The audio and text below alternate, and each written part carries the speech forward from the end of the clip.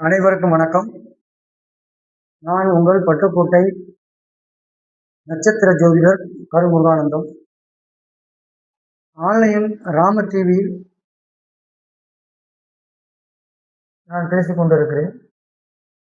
ஆகவே இந்த டிவியில் ஆன்லைன் ராம டிவியில் தொடர்ந்து நான் வீடியோ போட்டு விட்டுருக்கேன். அதை நீங்கள் சப்ஸ்கிரைப் பண்ணணும், லைக் பண்ணி ஷேர் பண்ணணும். உங்களுடைய ஆதரவு எனக்கு வேணும். டெய்லி 10 நிமிஷம் ஏதாவது ஒரு தலைப்பில் நான் பேசி வீடியோ போட்டுக்கிட்டு இருக்கேன். அதை நீங்கள் எனக்கு ஆதரவு கொடுக்கணும்.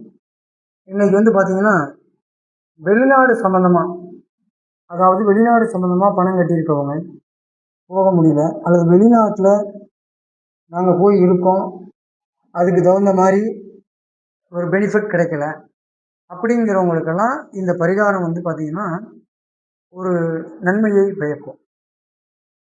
அப்போ 12ஆம் அதிபதி மேஷத்தில் இருந்தால் முருகன் கோவிலுக்கு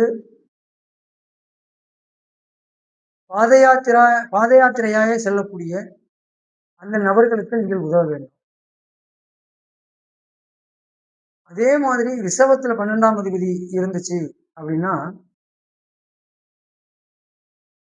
நீங்க ஸ்ரீரங்கம் ரங்கநாதர் கோவிலுக்கு சென்று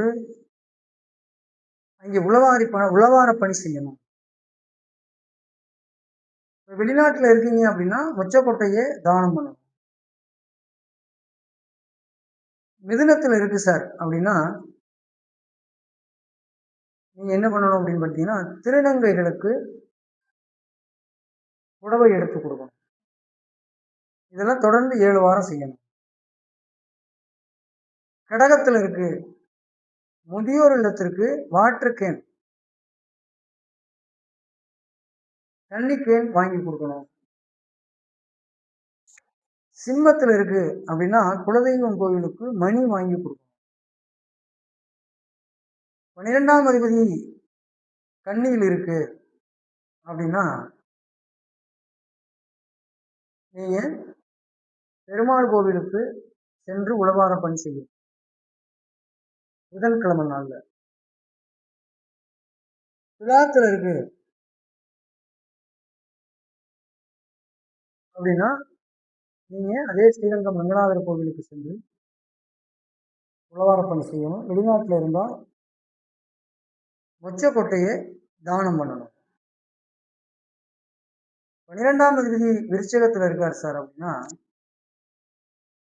பொது கழிப்புறை, அதாவது உங்க ஊர்ல உள்ள பொது கழிப்புறைக்கு பினாயில், அந்த பிளீச்சிங் பவுடர் இதெல்லாம் செவ்வாய்க்கிழமை நாளில் வாங்கி கொடுத்தீங்கன்னா வெளிநாடு வாழ்க்கைக்கு உங்களுக்கு தடை தாமதம் இருந்தால் கிளியர் பண்ணி விட்டு. அதே மாதிரி தனுசுல 12ஆம் அதிபதி இருக்கு சார் அப்படின்னா கும்பாபிஷேகம் செய்யும் கோவில்களுக்கு பெயிண்ட் அதை வாங்கி கொடுத்தீங்கன்னா வெளிநாடு வாழ்க்கையில் உங்களுக்கு பிரச்சனை இல்லாமல் போகும்.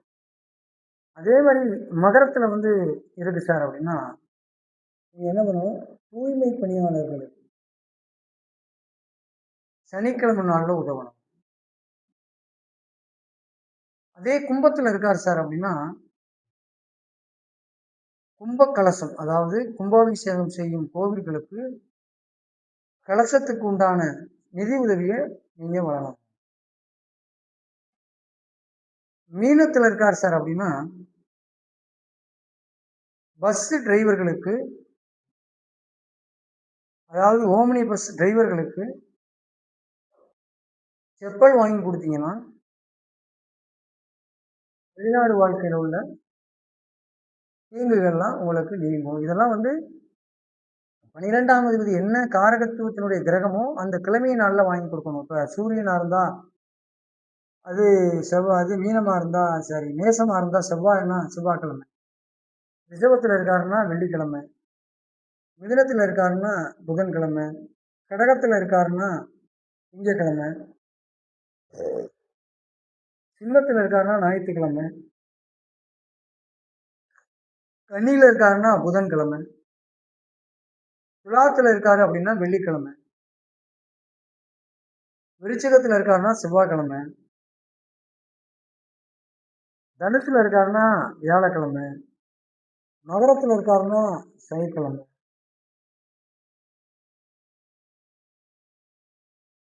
கும்பத்தில் இருக்காருனாலும் சனிக்கிழமை, மீனத்தில் இருக்காருனாலும் வியாழக்கிழமை. இந்த நாட்கள்ல நீங்க தொடர்ந்து 7 வாரம் நான் சொல்லக்கூடிய பரிகாரங்களை நீங்க செய்யணும். அடுத்து வந்து பாத்தீங்கன்னா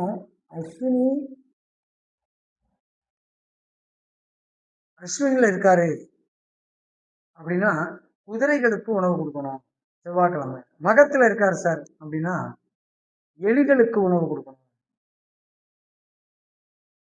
மூலத்துல இருக்காரு சார்னா நாய்களுக்கு உணவு கொடுக்கணும்.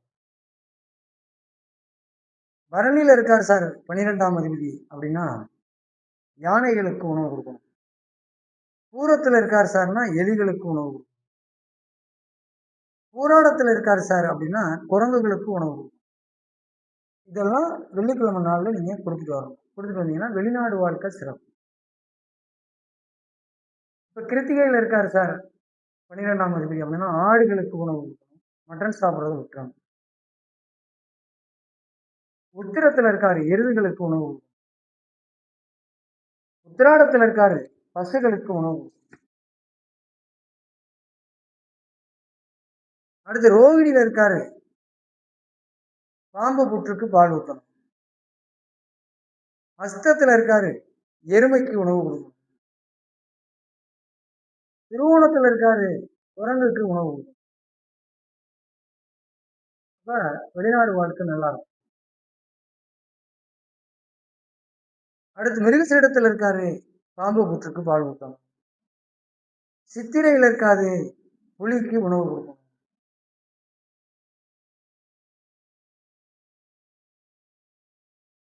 அடுத்து அபிட்டத்துல இருக்காரு அப்படின்னா சிங்கத்துக்கு உணவு கொடுக்கணும். சிங்கத்துக்கு உணவு கொடுக்கலனாலும் தக்காளி சாதத்தை தானம் கொடுக்கணும். புலிக்கு உணவு கொடுக்க முடியல அப்படின்னாலும் பப்பாளி பழத்தை தானம் கொடுக்கணும். அடுத்து திருவாதிரை ஆண் நாய்க்கு உணவு கொடுக்கணும். சுவாதி எருமைகளுக்கு உணவு கொடுக்கணும். சதயம் குதிரைக்கு உணவு கொடுக்கணும். அடுத்து புனர்பூசம் பூனைக்கு உணவு கொடுக்கணும். அடுத்து விஷாகம் புலிக்கு உணவு கொடுக்கணும். புலிக்கு உணவு கொடுக்கலன்னா சப்போட்டா தானம். அடுத்து பூரட்டாதி சிங்கத்துக்கு உணவு முடியலன்னா மாம்பழம் தானம். அடுத்து பூசம் எருதுகளுக்கு உணவு. அடுத்து அனுசம் மான்களுக்கு உணவு.